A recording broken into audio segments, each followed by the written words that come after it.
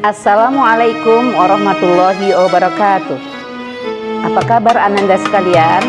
Ini berharap Ananda sekalian dalam keadaan sehat walafiat dan tetap dalam lindungan Allah Subhanahu wa taala. Perkenalkan ya, nama saya Uraini SAG, tenaga pengajar bidang studi bahasa Arab di SMA Islam Anijan. Semangat ya mempelajari bahasa Arab, karena setiap muslim yang mempelajari bahasa Arab akan bertambah kewibawaan dirinya dan Islam sendiri. Setiap kita ditanya apa gunanya kita mempelajari bahasa Arab, jawab saja bahwa saya seorang muslim atau muslimah. Assalamualaikum warahmatullahi wabarakatuh. Kaifa halukum? Tamanni antum bi khairin wa bi sihhah wa bi afiyah. Ana u'allimukum minal madrasah ayyuha talamidhi wa antum tu'allimuna minal bait. Hayya nata'allam bil jiddi wal ijtihad. Kali ini materi kita berkaitan tentang fa'il, yaitu pelaku atau subjek ya dalam bahasa Indonesia. Jadi mohon Ananda sekalian, murid-murid Umi mencatat ya, menyediakan catatan dan sebagainya supaya ilmu itu melekat gitu ya. Oke, Umi mulai. Al-qawaid, grammar ya, tata bahasa. Al-fa'il itu artinya pelaku, subjek, dari kata-kata fa'ala, telah mengerjakan, yaf'alu sedang mengerjakan, fi'lun pekerjaan. Jadi al-fa'il itu adalah pelaku ya. Lahid jumal al-taliyah. Perhatikan kalimat berikut ini dari nomor 1 sampai nomor 5 ya. Safara Umaru. Umar melakukan perjalanan. Jadi di sana itu ada kata kuncinya ya, Nanda sekalian. Nanti Mi jelaskan lebih dalam lagi. Safara Umaru. Umar melakukan perjalanan. Nah, safara itu fi'il madi. Jadi selagi ada kata kerja berarti ada pelakunya. Nah, itu kata kuncinya ya. Selagi ada kata kerja berarti ada pelakunya. Nah, itu dia. Di sini safaro ini kata kerja fi'il madhi. Umar itu pelaku ya. Kemudian ata'ajjabu bi tatawuri qaryati ya. Di sini mana di sini yang menjadi kata kerja? Ata'ajjabu. Di sini tapi kata kerjanya bentuk fi'il mudhari ya. Bitatawuri qaryati. Dan yang menjadi fa'ilnya dia tersembunyi ada di dalam kata kerja ya. Tersembunyi ada di dalam kata kerja. Saya kagum melihat perkembangan desaku. Jadi kata kuncinya setiap ada kata kerja, insya Allah di sana ada pelaku ya. Kemudian nomor 3, Umaru wa abuhu jalasa alal maq'ad ya. Umar dan ayahnya duduk di atas bangku. Nah, di sini mana yang menjadi pelaku? Tentu yang menjadi pelaku adalah Umar dan ayahnya. Nah, pelaku di sini bentuknya apa? Dia isim zahir, yang jelas nampak gitu ya, jelas nampak, itu Umar, Abu.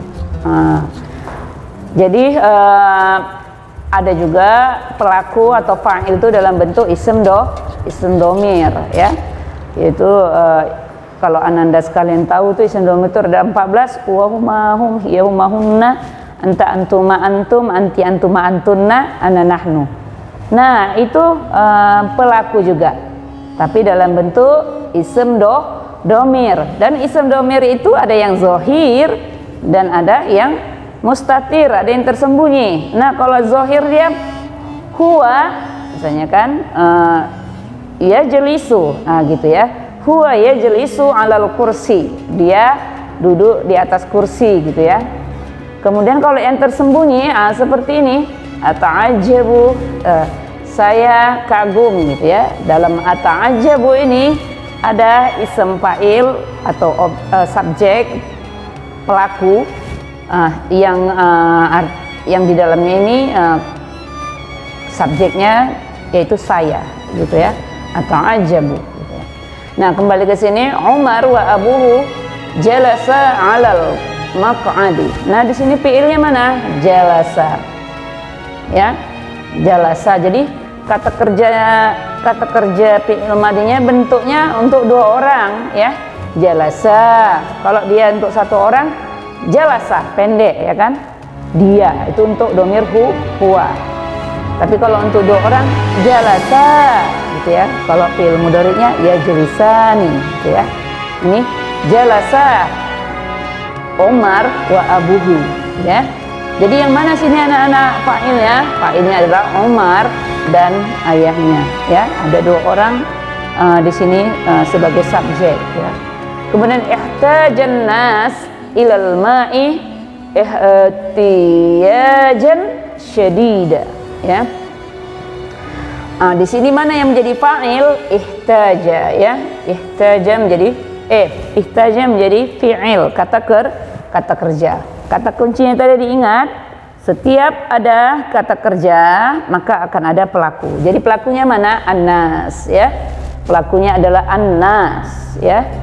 Jadi sebetulnya untuk mengetahui mana pelaku, mana kata kerja dalam bahasa Arab, itu kita masih tahu dulu artinya. Ya nak ya.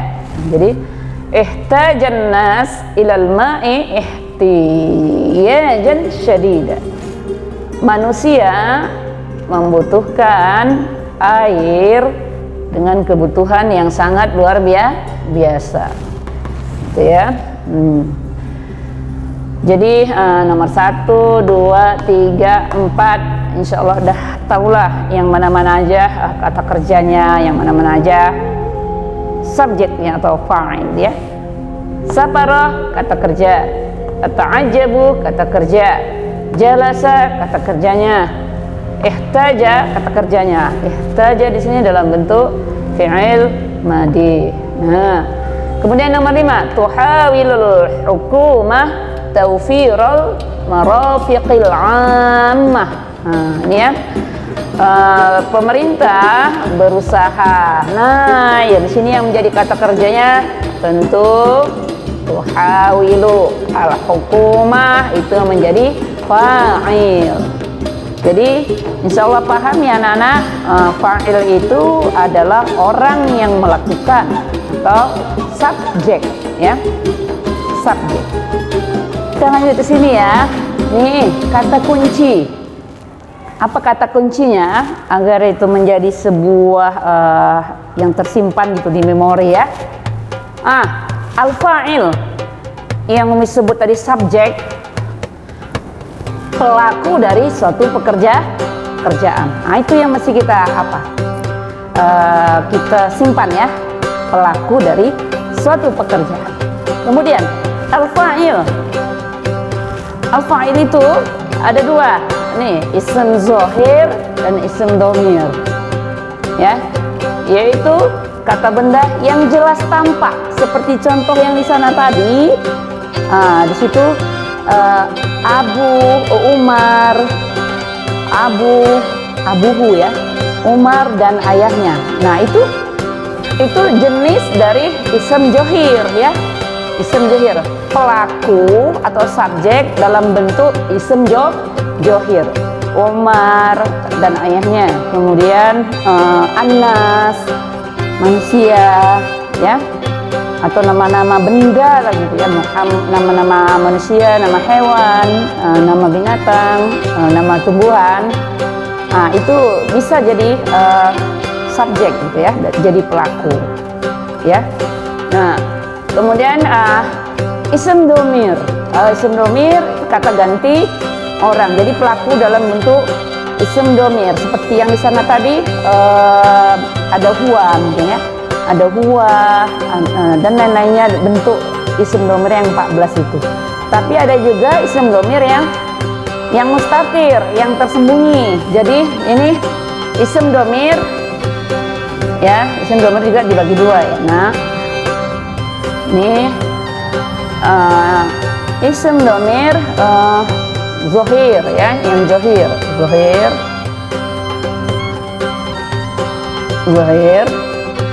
nampak gitu ya, dan bentuk huwa misalnya ya, huwa dan lain-lain yang sampai 14 itu ya. Kemudian isim domir yang mustatir ya, mustatir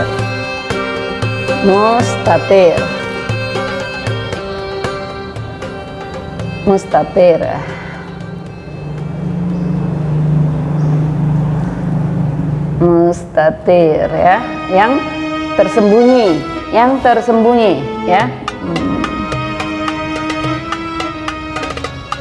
tersembunyi. Dia ada di mana yang tersembunyi ini? Ada di kata kerja ya. Misalnya tadi di situ ata'ajjab ya,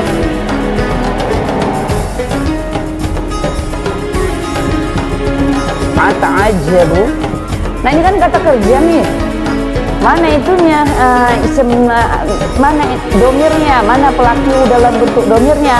Nah, pelaku, subjek, fa'il dalam bentuk domirnya, dalam bentuk domir yang tadi ceritakan kan, itu ada dalam kata kerja.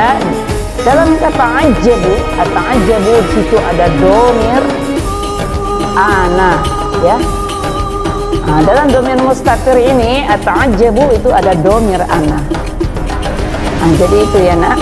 Kemudian selama ada kata kerja tadi seperti yang mengungkapkan tadi, ini untuk memantapkan aja lagi. Selama ada kata kerja fi'il, insya Allah selalu ada pelaku fa'il. Itu kata kunci ya. Kemudian al-fa'il akan selalu marfu'. Nah, apa itu marfu'? Marfu' adalah salah satu jenis i'rab ya. I'rab itu apa pula itu nih? I'rab itu adalah perubahan baris dalam kata ya, dalam kata atau kalimat bahasa Arab ya. Kenapa bisa berubah-berubah nih? Ya begitulah bahasa Arab, dia akan berubah barisnya tergantung jabatan katanya ya. Nah, marfu ini adalah salah satu isim i'rab ya, asmaul marfu'at ya. Itu ada isim-isim yang marfu, nanti kita lebih pelajari lebih lanjut. Asmaul marfu'at, isim-isim yang marfu. Jadi al-i'rab itu terbagi 4 ya kalau tidak salah, yaitu marfu', mansub, majrur dan majjum. Jadi al-fa'il itu i'rabnya adalah marfu ya. Tanda marfu'nya apa nih? Tanda marfu'nya pun bisa beda-beda. Kalau dia mufrad, itu tanda marfu'nya biasanya dhammah ya. Dhammah tanda marfu'nya. Kalau misalnya dua benda, itu tanda marfu'nya huruf ya, bukan baris ya. Hurufnya itu waw dan nun. Nah, misalnya ya dan nun ya. Ya dan nun ya. Misalnya kalau ini tadi tanda marfu ya, misalnya tanda marfu ini buat aja di sini ya. Akan selalu marfu. Misalnya ya, misalnya mufrad ya, misalnya mufrad, tanda marfu'nya misalnya muslimun.